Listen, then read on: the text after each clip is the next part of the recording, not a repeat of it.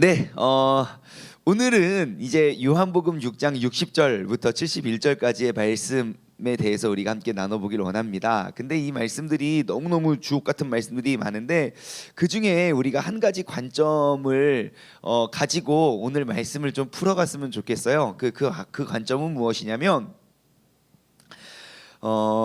하나님 아버지의 뜻이 무엇일까라는 관점이에요. 하나님 아버지의 뜻. 여기서 말하는 하나님 아버지의 뜻은 무엇이냐면 하나님은 누구까지 구원받길 원하시는가?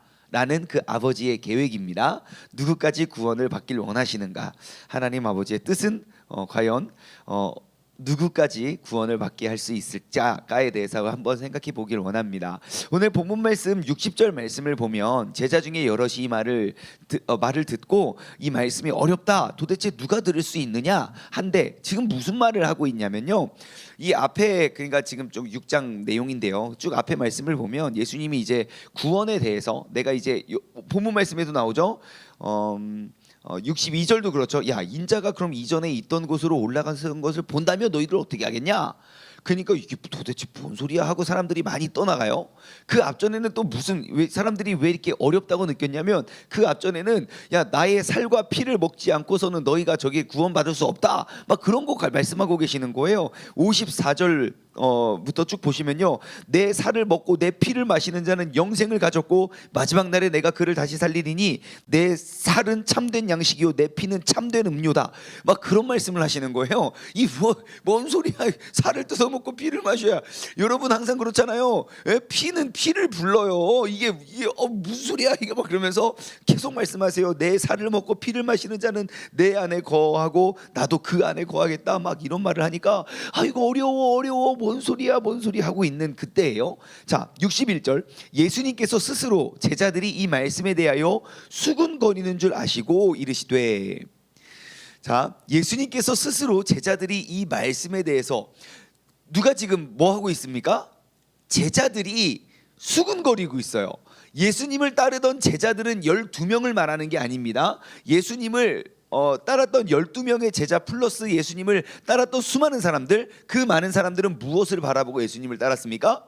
표적을 보고, 그 기적을 보고 예수님을 열심히 따랐죠. 예, 그래서 그가 참 구세주이고 그가 우리의 구원자 되는 줄 알고, 이 놀라운 표적은 이게 어디서부터 나오는 거냐, 맨날 그 논란의 주제였거든요. 이게 뭐 바알세불로부터 왔냐, 하늘로부터 왔냐, 막 그러면서 사람들이 이제 그러한 논란이 계속 이어지고 있었을 그때에 사람들이 막 수군수군 하는 거예요. 자, 제자들이 수군수군해요. 근데 예수님은요, 그걸 다 아시고 또 아시고 이르시되 이 말이 너희에게 걸림이 되느냐 그래요. 제가 이거를 딱 보는데 예수님께서 수군수군 하시는 거에 되게 관심 많으신 것 같아요. 복음서에 보시면요, 사람들이 수군수군 하면요, 예수님 그것도 이게 다 들으시고요, 그리고 또 대답도 다 해주세요. 사람들이 마음속으로 막 의심하고 또 수군수군 거릴 것 같으면요, 예수님 그거 다 아시고요, 또 미리 선수 치세요. 예수님 굉장히 수근수근 하는데 관심이 많구나. 원래 무시해야 되는데, 그렇죠? 자, 그러면 왜 예수님께서는 이 떠나갈 사람들이, 이 사람들 다 떠나가거든요. 수근수근했던 사람 밑에 보면 많은 사람들이 떠나간다 그러는데, 떠나갈 사람들이 수군거리는 거에 대해서 예수님은 왜 가르침을 주실까요? 항상 모든 무리에는 그런 거 있잖아요. 모든 무리에 모두가 다 따를 수는 없어요. 분명히 수근수근한 사람들이 있어요. 근데 모든 문제의 시작, 그 원인의 발단은 다 어디서 시작됩니까? 그 수근수근 동네예요. 그러면 우리는 어떻게 생각합니까? 진짜 저 사람만 혹은 저 무리만 없으면, 잘라내고 끊어내면 그럼 너무너무 화평하고 너무너무 좋고 우리가 잘 될 것 같은데, 이 수근수근 무리는 어떻게 된 건가? 그렇죠? 우리가 어떻게 그런 걸 하기가 어렵잖아요. 근데 예수님께서는 그들이 수근수근하는 걸 아시고 심지어 그들이 떠나갈 것도 다 아세요. 왜냐? 64절 볼까요? 그러나 너희 중에 믿지 아니하는 자들이 있는데 이는 예수님께서 믿지 아니하는 자들이 누구며 자기를 팔 자가 누구인지 처음부터 아심이러라. 처음부터 다 알고 있었어요. 나를 따를 자가 누구고 나를 떠날 자가 누구고 나를 죽일 자가 누구고 처음부터 다 알고 계세요. 그런데 왜 그 수근수근거리는 걸 아시면서 또 다른 가르침을 주고 또 다른 이해를 시키려고 노력하고 계십니까? 이유가 있습니다. 이유가 뭔가? 말씀 한번 찾아주세요. 6장 38절부터 40절. 지난 주일 본문이었을 거예요. 38절부터 40절 보시면요, 하나님의 뜻이 무엇인지 우리가 알 수 있어요. 요한복음 6장 38절부터 한번 보십시오. 내가 하늘에서 내려온 것은, 자, 예수님께서 하늘로부터 내려온 것은 나의 뜻을 행하려 함이 아니고 나를 보내신 이의 뜻을 행하려 합니다. 자, 지금 예수님께서 이 땅에 오신 건 예수님의 의지와 예수님의 뜻을 위해서 온 것이 아니라 하늘에 계신 아버지의 뜻을 이루어내기 위하여 오신 겁니다. 자, 39절, 나를 보내신 이의 뜻은 이겁니다. 내게 주신 자 중에 내가 하나도 잃어버리지 아니하고 마지막 날에 다시 살리는 것이니라. 나에게 보내준 영혼이 그들이 수근수근거리든 서근서근거리든 나를 욕하든 비난하든 나를 잡아 죽이든 나에게 온 사람 내가 모두를 단 하나도 잃어버리지 않고 마지막 날에 다시 살리는 것이 나를 보내신 이의 뜻이라는 거예요. 하나님은 그렇게 죄인까지도 사랑하시고요, 하나님은 그렇게 나를 죽이려 하는 사람까지도 구원받기를 원하시는 분이 하나님이라는 거예요. 한 절만 더 읽어볼까요? 내 아버지의 뜻은 아들을 보고 믿는 자마다 영생을 얻는 이것이니 마지막 날에 내가 이를 다시 살리리라 하시니라. 아멘. 여러분, 이게 하나님의 뜻입니다. 내가 생각했을 때는 저 수근수근 거리는 존재들이 빨리 사라졌으면 좋겠고, 제발 나에게 필요한 사람, 나에게 도움이 되는 사람, 나와 함께할 사람만 우리가 즐겁게 가면 되게 좋겠다고 우리는 생각해요. 하지만 그것이 나의 뜻은 될 수 있으나 나에게 그 사람을 보내주신 하나님의 뜻은 될 수 없다는 겁니다. 여러분, 우리는 그 아버지의 뜻을 생각해야 돼요. 우리가 온전한 교회를 세우기 원한다면 나의 뜻을 이루는 것이 아니라 나를 보내신 이의 뜻을 우리가 이루며 나아가야 돼요.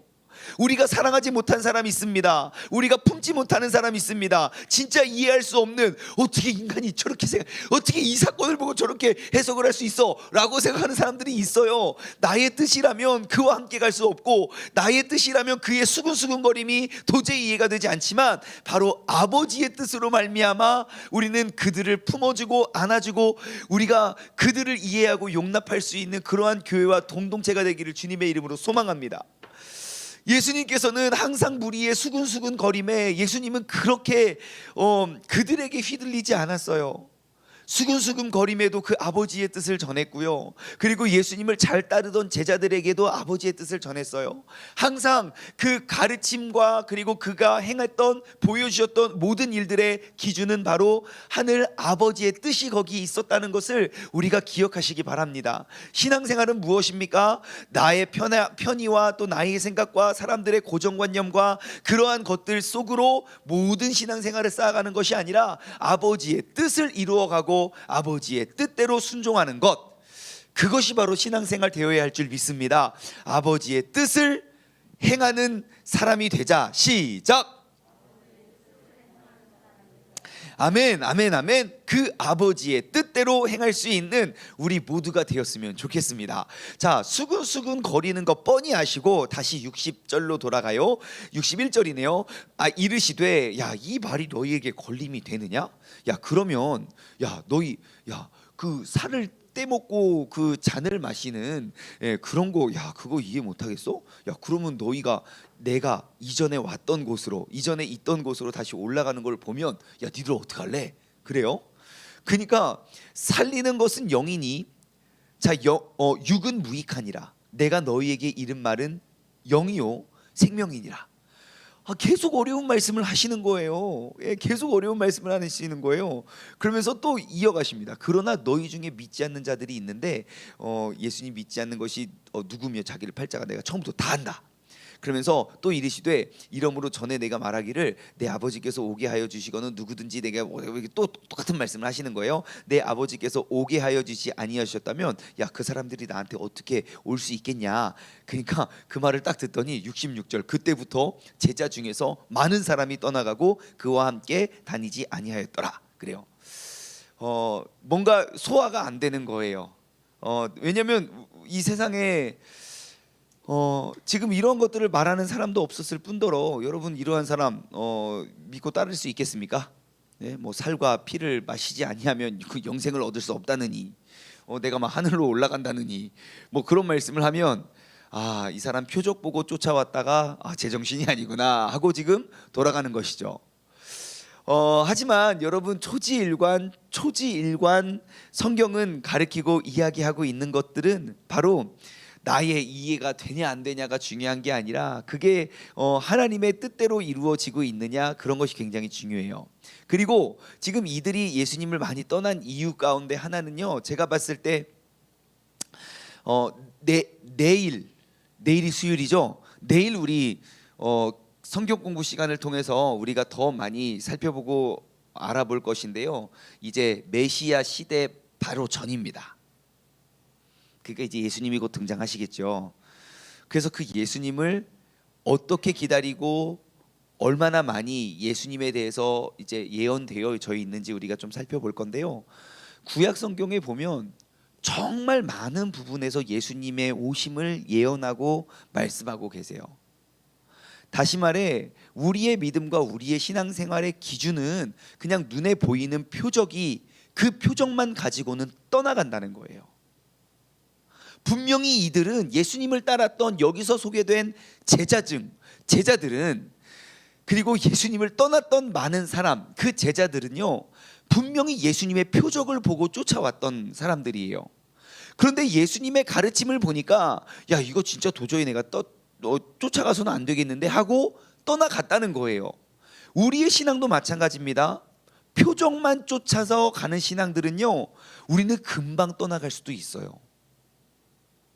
그 위대한 예수님을 바라보시고 그의 가르침을 뭐 교회 가운데 이러한 어려움도 저러한 어려움도 뭐 시험도 유혹도 있고 막 또 사람들끼리 또 수군거리는 것도 있고 막 그런 것 저런 것에 의해서 예수님을 버리고 떠나간다는 것이죠. 여러분 항상 우리의 신앙의 중심이 하나님의 말씀이 되어야 합니다. 그것만이 우리가 모든 상황과 환경 속에서 우리의 믿음을 지켜낼 수 있는 그런 유일한 길이 되는 줄 믿습니다.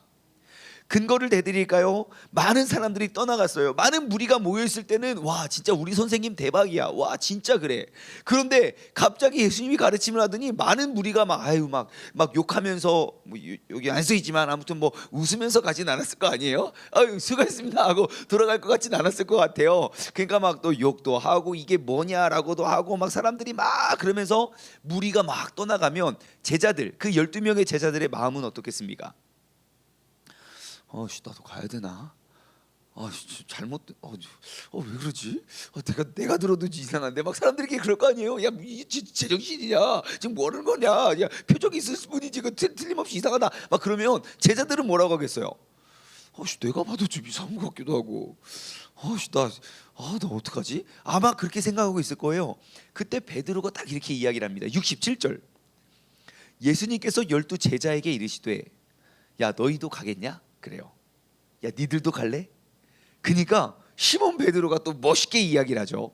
주의 영생의 말씀이 주께 있는데 우리가 누구에게 갑니까? 그래요. 그들이 떠나지 않은 이유가 무엇입니까? 바로 예수 그리스도의 말씀이 그곳에 계셨기 때문입니다.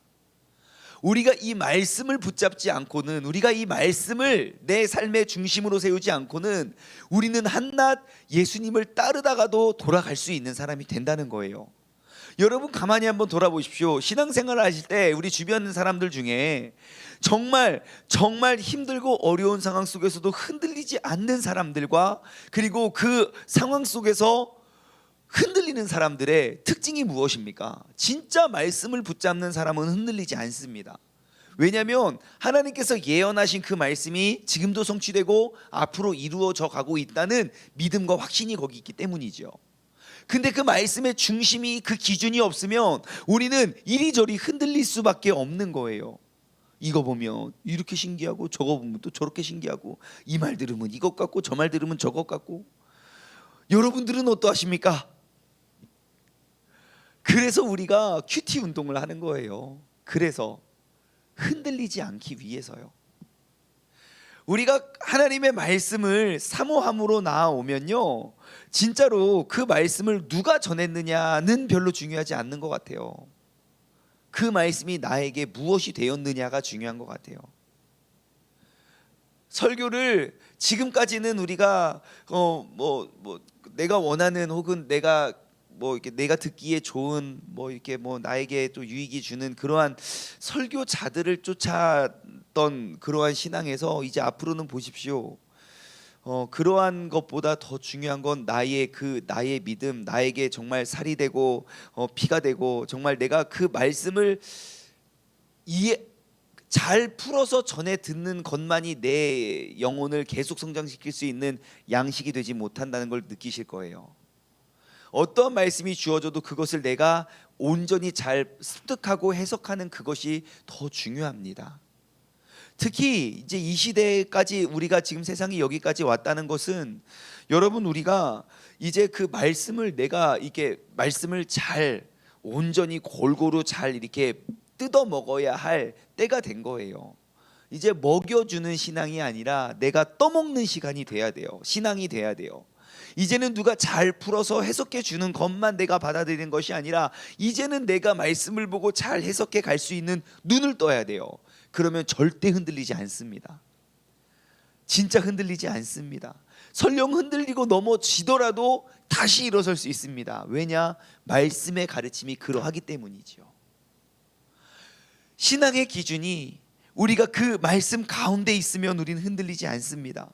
시몬 베드로가 진짜 멋있게 이야기해요. 주님의 영생의 말씀이 주께 있는데 내가 어디에게 누구로 갑니까?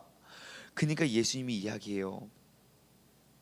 그들이 또 이야기해요. 우리가 주는 하나님의 거룩하신 자인 줄 알고 믿고 알았삼나이다. 그래요. 그러니까 예수님이 야 니들 중에 한 사람은 마귀야 라고 하시면서 그 가롯 유다를 이야기하지만, 다시 베드로의 이야기로 돌아가면요, 그 베드로가 주님을 절대 떠나지 않겠다고 이야기하고 나중에 어떻게 합니까?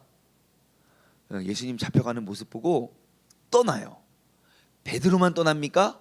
아니요, 제자들이 다 떠나요. 각기 제 길로 갔거늘, 그래요. 모두가 다 각기 제 길로 가요. 하지만 그 안에 말씀이 있던 사람에게 그 말씀이 성취되고 이루어지는 것을 보고 나니까 다시 돌아와 주님을 따른다는 거예요. 맞아요. 큐티가 대수입니까? 그거 하면 다 됩니까? 맞아요. 똑같이 넘어지고 흔들리고 쓰러질 수 있어요. 하지만 제가 늘 드리는 말씀, 여러분, 우리가 영적으로 계속 영적인 섭취를 많이 하고 나잖아요. 하고 나면 우리가 넘어질 수 있어요. 하지만 일어남의 속도가 다를 거예요. 회복함의 속도가 다릅니다. 신앙생활 열심히 하다가 죄 지을 수 있어요. 맞아요. 진짜 그럴 수 있어요. 어떻게 교회 다니냐면 그러냐? 그런데 진짜 제대로 교회를 다닌 사람이면 얘 넘어질 수 있어야, 하지만 일어남의 속도가 달라요. 그렇기 때문에 우리가 일어나 있을 때 끊임없이 쉼없이 하나님의 말씀을 계속 우리의 삶에 집어넣어 놓는 것이 너무너무 중요하다는 사실을 여러분 기억하시기 바랍니다. 하나님의 말씀은요, 죽어가던 영혼을 살리는 말씀이고요, 하나님의 말씀을 타락한 백성들을 다시 되돌리고 깨닫게 하는 말씀입니다. 구약 성경의 모든 역사를 보십시오. 여러분, 이스라엘 백성이 출애굽하게 된 동기가 무엇입니까? 하나님이 말씀하셨고 하나님이 약속하셨기 때문에 그들이 출애굽한 거예요. 여러분, 다윗이 막 죄를 짓고 막 헤매이고 있을 때 다윗을 되돌렸던 건 무엇입니까? 그 나단의 가르침이에요. 하나님이 이렇게 말한더라. 그것이 다윗을 다시 되돌리게 만들어요. 우리가 너무너무 힘들고 죽어가고 타락하고 멀리 가도 결국 우리를 회복시키고 우리를 되돌릴 수 있는 건 그 하나님의 말씀이 되니, 여러분, 우리가 항상 하나님의 말씀을 내 삶에 디딤돌로 세워서 우리가 그 말씀을 세워가는데 여러분 최선을 다할 수 있는 우리 모두가 되기를 주님의 이름으로 소망합니다. 특별히 띵크 양육 2기가 이제 곧 시작됩니다. 띵크 양육은 바로 그런 것입니다. 하나님의 말씀을 우리의 삶으로 해석하는 훈련을 하는 시간이에요. 그냥 말씀은 말씀이고 내 삶은 삶이고 내 진짜 힘들고 어려운 아픔과 상처가 가득한데 그거는 그대로 놔두고 그것을 말씀으로 해석하지 못하는 것들을 우리가 해석해가는 훈련을 하는 시간이에요. 여러분 꼭 주변에 많이 전달해 주시고 지금 예배를 드리시는 분 중에 아직도 띵크 양육 신청하지 않으신 분이 계시면 여러분 꼭 함께 해주시길 바래요. 진짜 그 말씀이 삶이 되고 뭐 하루아침에 뚝딱 이렇게 되는 건 아니지만 우리가 계속 그러한 노력과 또 그러한 훈련을 해 나갈 때 정말 우리가 흔들리지 않는, 그리고 그 말씀이 내 삶의 걸음이 될 수 있는 그러한 변화가 일어나지 않을까 싶습니다. 그래서 여러분들 우리 띵크 양육 누가 하게 되고 몇 명이 하게 될지는 모르지만 여러분 꼭 띵크 양육을 위해서 기도해 주십시오. 양육을 통해서 정말 말씀이 삶이 되고 중심이 되는 사람들, 말씀이 내 삶의 모든 아픔을 해석할 수 있는 그러한 시간이 되게 해달라고 여러분 꼭 기도해 주시고 함께 해주시기를 부탁드립니다. 기도하겠습니다.